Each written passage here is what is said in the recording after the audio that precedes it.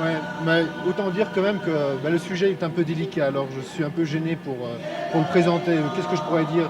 Sinon qu'en effet, il y a de l'espace, il y a de l'Amérique, il y a du rêve américain, il y a les Américains qui ont le nez planté dans les étoiles, et puis il y a l'influence que ça pourra avoir sur nous, enfin vous allez voir. Reportage présenté par Philippe Remakers et Serge Gorielli, Poussière d'étoiles.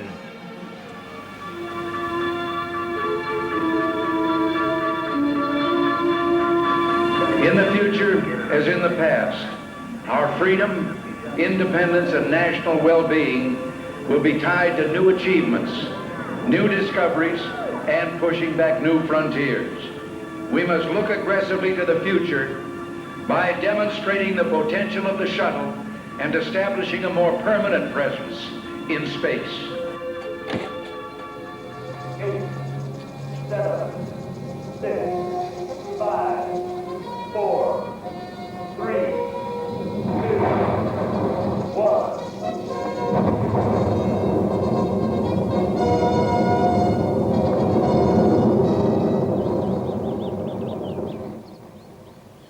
C'est ici, en approchant du green du 13, sur le golfe de Sentry, que dans l'esprit de Jim Cool, employé des pompes funèbres, accompagné de son ami ingénieur astronautique Buford Franklin, a germé l'idée.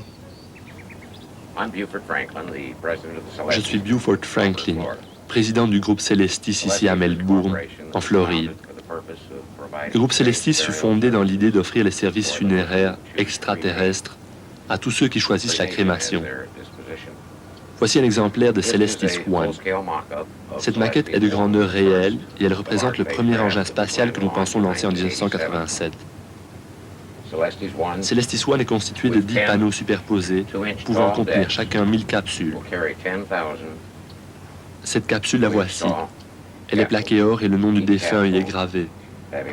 Elle contient les cendres et prend place dans un des mini-compartiments des différents panneaux. Au total, 10 000 de ces capsules seront envoyées sur orbite lors du premier lancement. Le véhicule qui décollera à près de 4000 km/h nous sera fourni par les services de la NASA à Houston, au Texas. Différents lancements vont se succéder, et si tout va bien, nous aurons la possibilité de dépasser l'orbite terrestre et de nous aventurer dans les espaces les plus inconnus du cosmos.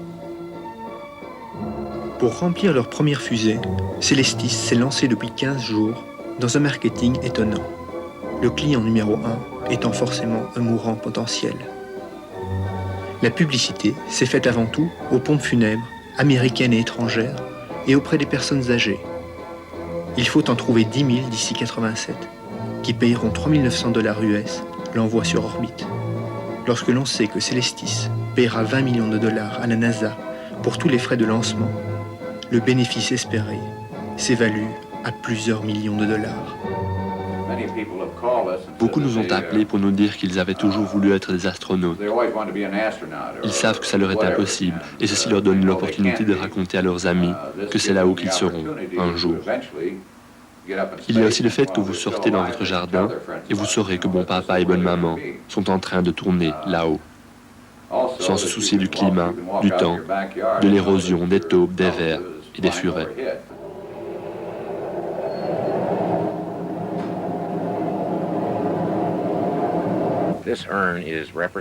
Cette urne est représentative en taille des urnes qui contiennent les cendres d'un corps après crémation. Ici à Celestis, après avoir reçu les cendres, nous les réduisons via un procédé chimique compliqué au volume de cette petite capsule. La réduction est de 125 pour 1.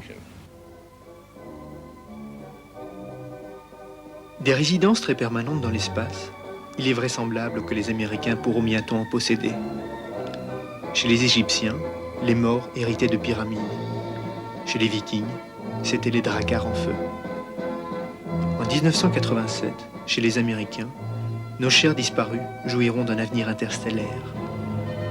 La mort en ce jardin deviendra peut-être anachronique. Les cendres terrestres rejoindront le diamant de l'éternité et seront immortalisées par une consécration au sanctuaire des poussières d'étoiles.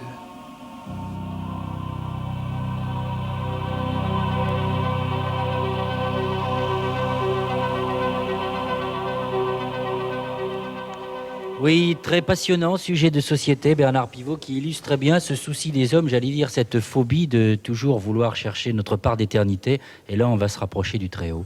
Oui, c'est vrai. Ah, oui, mais bon, vous prenez une dimension métaphysique. Moi, j'ai trouvé ce reportage très drôle. Délicat, c'est vrai, mais très drôle. Oui, irrésistible même. Et c'est bien la première fois, d'ailleurs, à mon avis, qu'on fait la preuve qu'après la mort, on peut encore s'envoyer en l'air.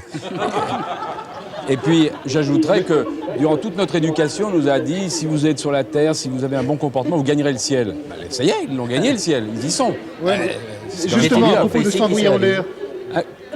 Oui, allô, Bernard Pivot. Oui, justement, à propos de s'envoyer en l'air, est-ce que vous y rêvez ou pas? Disons dans 50 ans, ou bien dans 100 ans, ou 200 ans, d'y être avec ces 9999 personnes autour de la Terre? Alors, non, vraiment, sûrement pas, parce que natif du Taureau, j'ai le vertige à 2 mètres de hauteur. Alors, vous imaginez sur orbite, impossible. Oui. Mais une question quand même. Est-ce que là-haut, est-ce qu'on pourra demander des changements d'orbite?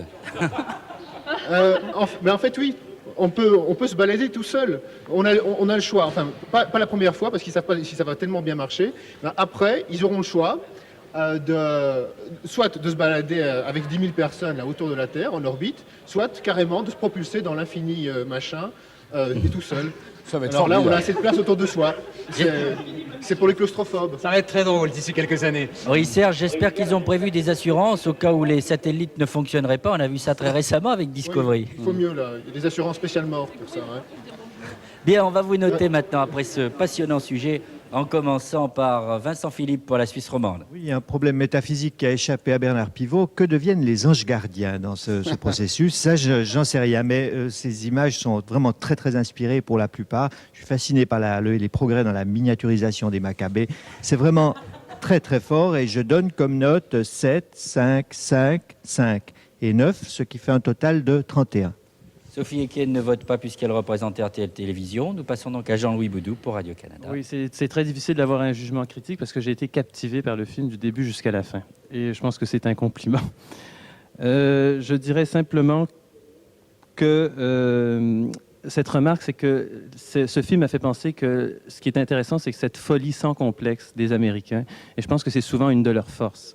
Les points, c'est 9, 5, 4, 4, 10, 32. José Sacré pour Télé Monte Carlo. Alors les points 7, 5, 4, 5 et 10, qui fait un total de 31. Moi, ce que j'ai aimé, c'est le nombre et la variété des plans. Ce que j'ai aimé, c'est la précision du commentaire aussi, et puis les astuces utilisées pour créer une impression de mouvement. Puis en plus, c'est drôle. Moi, j'irais bien faire un tour dans l'espace, mais pas en poussière. Quel est votre avis, Bruno Albin, pour Antenne 2 ? Eh bien, moi, je suis journalistiquement comblé. J'ai mis 8, 6 sur 6 pour le traitement du sujet, 4 pour l'image, 6 sur 6 pour le son et le commentaire, 10 et un total de 34.